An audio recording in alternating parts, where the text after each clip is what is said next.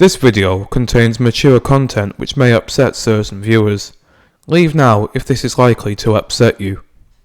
Banaz Mahmod was born on December 16, 1985, in the rural Miradale tribal area of Kaladiza, Iraqi Kurdistan.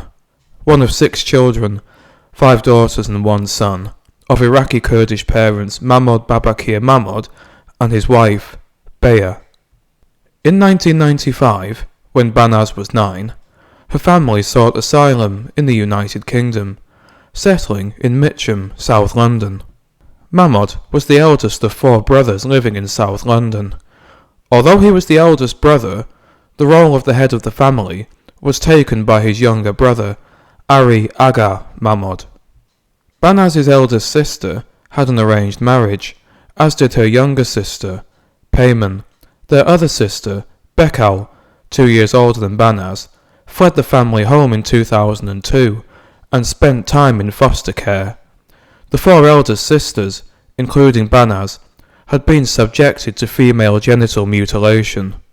Aged 16 or 17, Banaz was forced into an arranged marriage with a man 10 years her senior, who was illiterate and held old-fashioned views, and whom she had met only once prior to their marriage.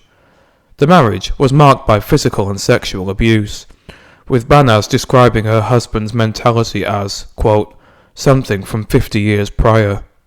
The couple lived in Coventry, more than 120 miles away from Banaz's family home in London. Banaz regularly contacted police, possibly up to 5 times during the marriage, to report that her husband beat her regularly and would rape her whenever he wanted sex, even if she did not. Although her family were aware of the violence inflicted on her, Banaz's family ordered her to remain married, as they feared that leaving or divorcing her husband would bring shame on the family. Against her family's orders, Banaz left her abusive husband in 2005 and returned to the family home in July that year.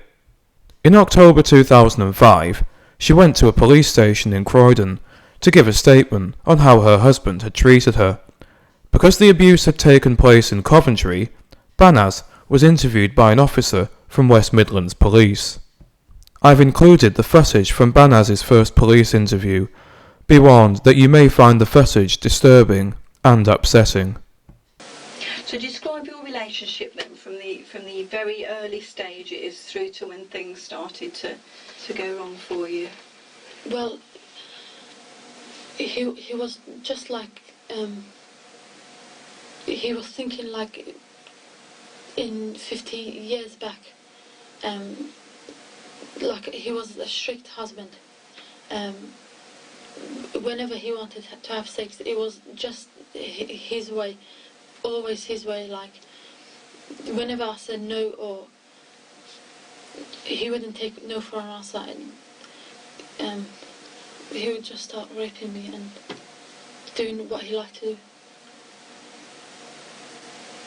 I tried to stop him, but he would slap me or hit me on the back or just pull me by the hair.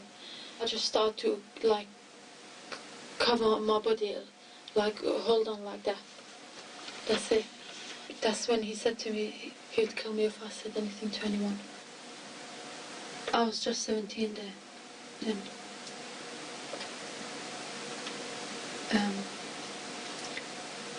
Some of the times it was in the living room that he raped me, or in the bedroom. I didn't know if this was normal in my culture or in here. I was only 17, so I just let him do what he liked. Whenever he raped me, it was like I was his shoe and he would wear it just whenever he felt like it. He made me believe that my family had loved him more than they loved me, and if I ever told anyone that he would kill me or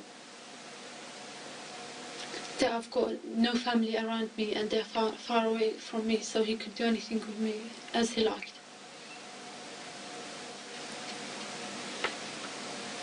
I didn't try to defend myself or anything. I just cried and that was it.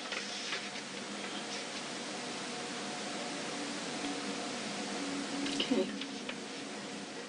Unfortunately, police did not investigate Banaz's claims or track down her husband. Furthermore, it took them 3 months to write a statement for her to sign. After leaving her husband in July 2005, Banaz met a fellow Kurd named Ramat Salamani. Initially, they were only friends, but eventually, their relationship progressed to romance. Text exchanges between the two revealed that their love was mutual and genuine. One message from Banaz to Salamani read, quote, "I love you, Ramat, my life. You are my reason for getting up every day. You are the reason I am living every day." As their relationship progressed, Banaz and Salamani planned to marry and start a family, and they had even chosen names for their children. Unfortunately, the two were forced to keep their relationship secret, partly because they knew the Kurdish community was watching, and partly because they knew that Banaz's family did not approve of the relationship.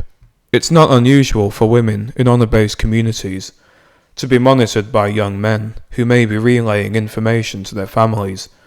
This was particularly true in Banaz's case, given that she had left her husband, which is frowned upon in Islamic cultures, and started a relationship with someone of her choosing. In her police interview in October 2005, Banaz mentioned this sense of surveillance. On the 2nd of December 2005, Banaz and Salamani were seen outside Morden tube station by members of the Kurdish community, who quickly informed Banaz's family that she and Salamani had been seen kissing. Outraged by what they had heard, male members of Banaz's extended family gathered at the home of Banaz Mahmod, the head of the family, in which they decided to kill Banaz Mahmod. Ari instructed several men in the Kurdish community to kill Banaz for dishonouring the family. 2 days later, on December the 4th, Banaz returned to the local police station to make another statement, in which she alleged that she had overheard her uncle say that she was going to be killed. 1 week later, she sent a letter to police with the names of 5 relatives who were planning to murder her. However, in accordance with Banaz's request that they take no action, police did not investigate her claims any further. On New Year's Eve 2005, Banaz was invited by her father to a relative's home to discuss the issue of her separation from her husband. Banaz's father, Mahmod, asked her to bring a suitcase, which she did. He force-fed her brandy with the intention of stupefying her, and then ordered her to watch the television and not take her eyes off it. However, Banaz turned around and saw her father, wearing trainers and rubber gloves, creeping up on her. Fortunately, Mahmod left the room, giving Banaz time to escape. Fleeing through the back of the house, she plunged her hand into the next-door neighbour's window to get their attention. Then she climbed over a fence and staggered barefoot up the street, her wrists and feet bleeding, before collapsing outside of a cafe. After Banaz was admitted to hospital, staff who dealt with her said they had, quote, "never seen anyone so frightened." Ramat Salamani was contacted and summoned to the hospital, where he recorded on his mobile phone Banaz's account of what had happened.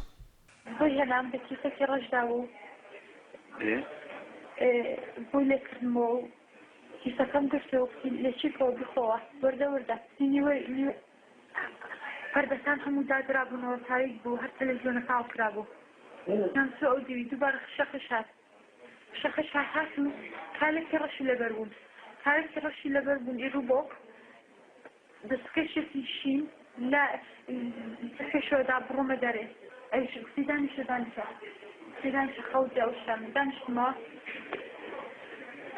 هەتا ئەوتۆ ژوورەکەی دیکە دووبارە ئەزارخانە سام لە دەرگاکەی کرد ئەی دەستە بەکاتن لێک پێوە بۆ بەکسێرەکە لێ کردەوە بێدا هەڵاتن بەسەخواسیدان. Unfortunately, PC Angela Corns, who met Banaz, dismissed her as, quote, melodramatic and manipulative, believing her to be a drunken troublemaker trying to avoid punishment. Corns wanted to charge Banaz with criminal damage for breaking the neighbour's window. After being discharged from hospital, Banaz stayed with Soleimani, but was soon asked by her family to meet them in a McDonald's in Tooting, where they persuaded her to come home, which unfortunately she did. In one of her last text exchanges to Soleimani, on the 23rd of January 2006, Banaz wrote, quote, "Just be careful, Ramat. Gan, please. I don't think I could live a second without you. I love you so much." Followed by 6 kisses. The next morning, she disappeared. On the 25th of January 2006, Banaz was reported missing by her boyfriend, Ramat Soleimani, after he had been unable to contact her. The case was handed over to the Homicide and Serious Crime Command within the Metropolitan Police and directed by Detective Chief Inspector Caroline Good. Good later commented that not only did she have no support from the Kurdish community, but several members of the community attempted to pervert the course of justice by making false statements and trying to derail the investigation. 2 days after the beginning of the investigation, detectives visited Banaz's older sister, Bekal, who was estranged from the family, to inform her that her sister was missing and that her family did not know where she was. However, Bekal knew that this was not true. In early March 2006, a member of the Kurdish community found Bekal and telephoned her to say that she would be the next person to be killed. For her safety, police moved Bekal numerous times to stop people from finding her. Police were able to deduce what had happened to Banaz by analysing a letter she had sent to her local police station on the 12th of December 2005, in which she gave details of people who she suspected would kill her. By reading the letter, police were able to ascertain that everything Banaz said was true, and identified the people in the letter. Mohammed Hama, Omar Hussein and Muhammad Ali were identified as cousins of each other and of Banaz Mahmod. On the 4th of February 2006, Hama was arrested and charged with the murder of Banaz Mahmod.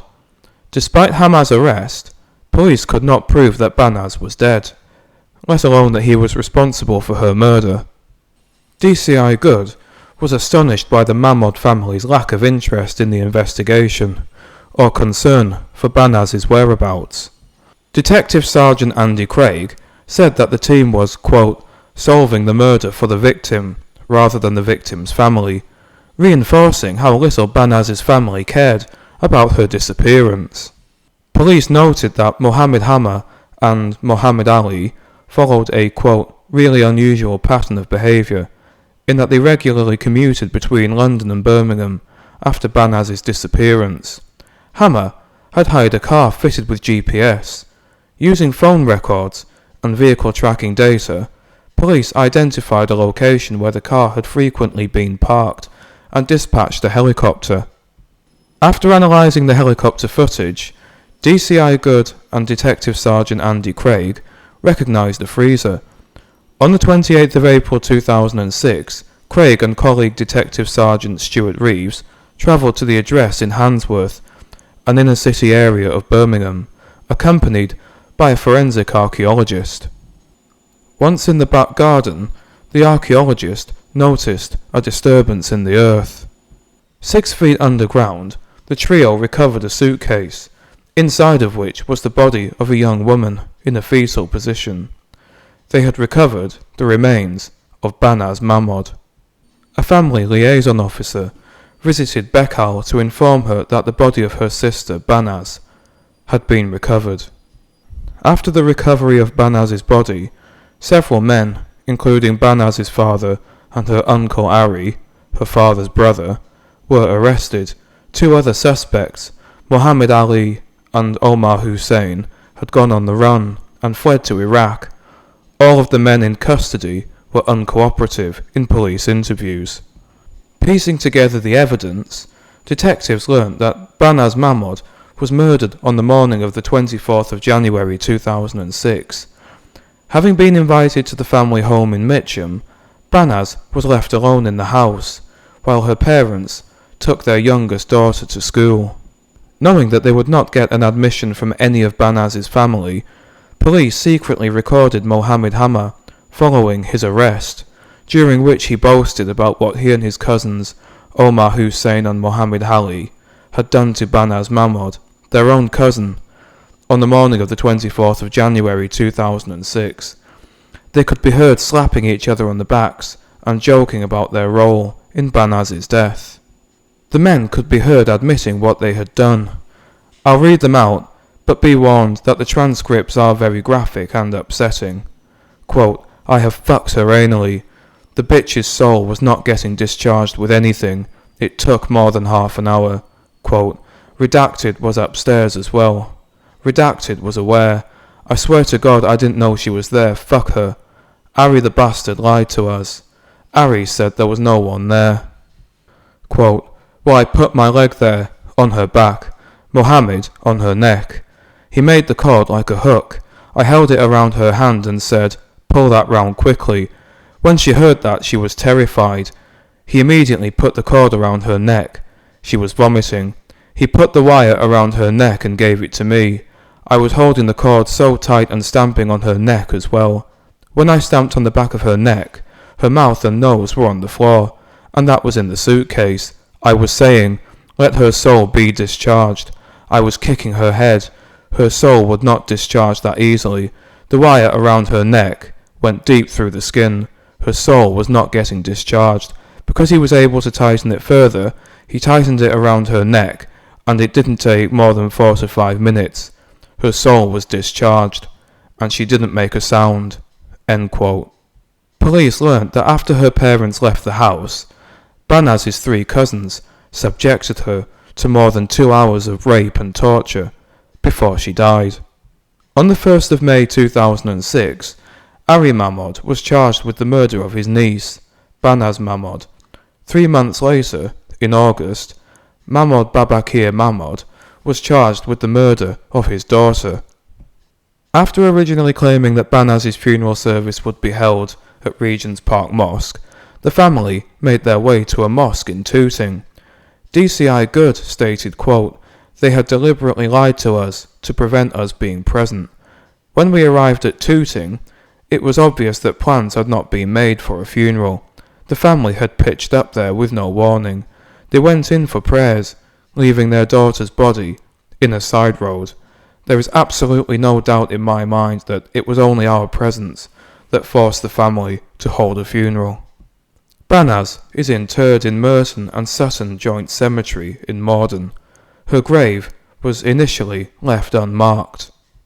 On the 26th of June 2007, a memorial service for Banaz was held at Morden Assembly Hall, after which a granite memorial headstone was placed at her gravesite.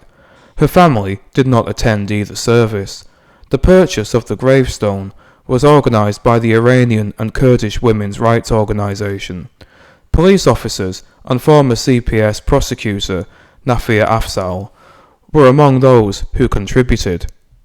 The first of 3 trials relating to the murder of Banaz Mahmod began on the 5th of March 2007 at the Old Bailey. Ramat Salamani and Banaz's sister Bekal testified at the trial. Both were subjected to threats and intimidation from members of the Kurdish community. They were placed under police protection. To protect her identity, Bekal dressed in an abaya and a niqab, only removing the latter when giving evidence from behind a screen. She addressed the jury, quote, "Since Banaz's disappearance, I can honestly say that there has not been one night which has passed without me having nightmares about what happened to her. Because of the circumstances surrounding Banaz's death, I will never be safe again, and I will constantly have to look over my shoulder." She concluded, quote, "My life will never be the same again. At least now, she can rest like an angel." A tearful Soleimani told the jury, quote, "We were going to get married and have children. We were hoping for a boy and a girl, and had even chosen their names. She was the best thing that happened to me, and having her in my life was all I could wish for. From the day Banaz disappeared, I broke down on the inside, and I felt I had nothing to live for. I was lost without her." He explained that he had tried to commit suicide more than once. He also explained that he had escaped an attempt to kidnap and murder him, and that he led a lonely life, no longer trusting anyone enough to make friends, and constantly looking over his shoulder. In June 2007, after a 14-week trial, Banaz's father, Mahmod, was found guilty of murder and sentenced to life imprisonment with a minimum term of 20 years. He remains incarcerated as of 2025. Ali Aga Mahmod, Mahmod's brother and Banaz's uncle, was found guilty of murder and handed a life sentence with a minimum term of 23 years. He too remains incarcerated as of the publication of this video. Shortly after the beginning of legal proceedings, Mohammed Hamma pleaded guilty to murder and was condemned to life imprisonment with a minimum term of 17 years before parole consideration. However, this was not the end of legal proceedings, as not all of those involved in Banaz's murder were immediately brought to justice.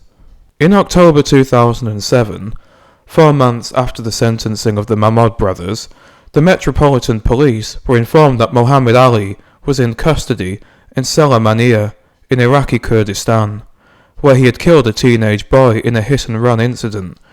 In June 2009, in what DCI Caroline Good described as, quote, making legal history, Ali was extradited from Iraq to the UK, the first time in British legal history that this had happened.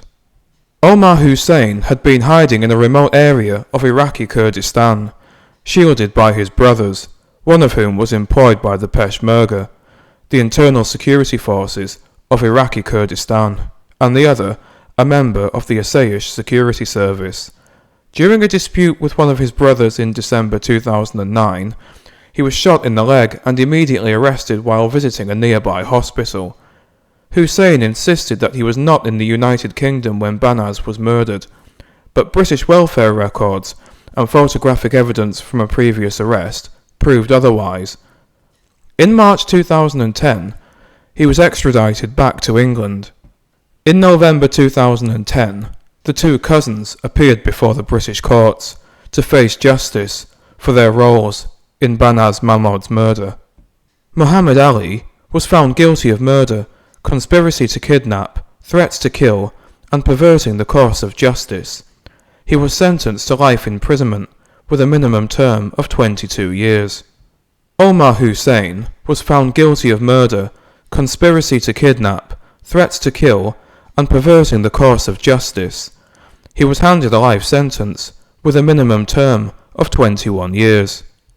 Finally, in December 2013, another cousin, Dana Amin, was convicted. He was charged with perverting the course of justice and preventing the lawful burial of a body, and subsequently sentenced to 8 years imprisonment. He challenged both his conviction and sentence, but the conviction was upheld in September 2014. However, he has since served his time and been released from prison, the only one of the defendants to have been released. Bekel Mahmod remains in witness protection and has written a book, No Safe Place, Murdered by Our Father. She has criticised the inadequacy of police forces in responding to honour-based crimes. Indeed, a 2021 survey found that the rate of honour-based crimes recorded by police had increased by a staggering 81%.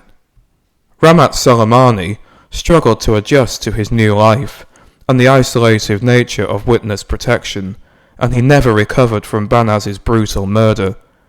He committed suicide in May 2016, over 10 years after Banaz was murdered. The handling of Banaz's case by the Metropolitan and West Midlands police forces in the build-up to her murder was investigated by the Independent Police Complaints Commission, or IPCC. A report published in April 2008 found that Banaz had been, quote, let down, and that the death threats she reported had not been taken seriously. IPCC Commissioner Nicola Williams concluded, quote, Banaz Mahmod was a young woman who lost her life in terrible circumstances. It is clear that the police response was at best mixed. There were delays in investigations, poor supervision, a lack of understanding, and insensitivity. In light of these findings, the IPCC recommended that several officers involved with Banaz before her murder, a constable and an inspector from the Metropolitan Police, as well as 4 Metropolitan Police detectives and 2 West Midlands Police detectives, be issued with written warnings and should appear before a disciplinary panel as a result of the, quote, worst failings found. The disciplinary panel, scheduled for the 17th of November 2008, was due to concentrate on the incident on New Year's Eve 2005, when Banaz alleged that her father had tried to murder her, but was dismissed by PC Angela Corns as, quote, melodramatic and manipulative. However, the disciplinary panel was abandoned before it could convene because the key witness, thought to be Ramat Salamani, declined to participate. Corns and her supervisory inspector received, quote, words of advice, the lowest disciplinary sanction. Corns was later promoted to sergeant. The Metropolitan Police team responsible for finding Banaz's body and building a case against those involved in her murder were awarded the Detective Investigation Award. Detective Chief Inspector Caroline Good was awarded the Queen's Police Medal for her role in leading the investigation.